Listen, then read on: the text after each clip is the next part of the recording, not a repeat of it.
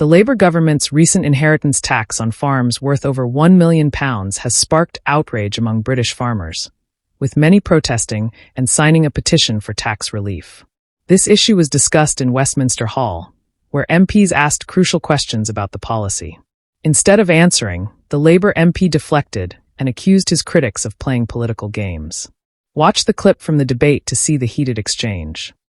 If we take it that the government is trying to address the large tax avoiders, the Dysons and people with billionaires who are investing to avoid this, and you want to protect real farmers, it's perfectly possible for the HMRC to do so. Farmers are not on PAYE. They all make submissions every year on the amount of time and work and effort and money they make from farming. Wouldn't it be possible to give an unlimited exemption to people who are real farmers based on their HMRC submissions? Thank the honourable gentleman for his intervention. There'll be something I'll be covering on in my speech later on. I'm very grateful for the honourable member giving away, and listening is really important. And the things that I've heard from my farmers is they're either caught up between, is this a mistake or is this done on purpose? Did the government mistakenly realise it was going to bring all these family farmers into this inheritance tax and agricultural change? Or, worse still, was it planned all along and is a way of getting the land towards housing and some of the net zero targets? Either could be true. Does he have a preference over which one it is? Because I think farmers want to know, was it a mistake and should it be rectified? Or is this an ideal policy driven by the government?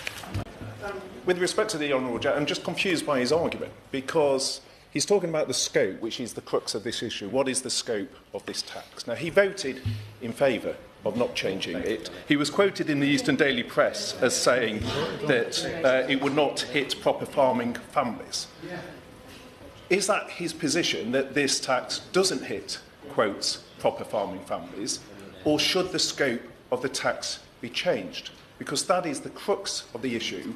And with respect to the argument he set out, I don't know what his position is, other than he voted not to change it. Try and bring his remarks soon to a close. Let others in, please. Thank you.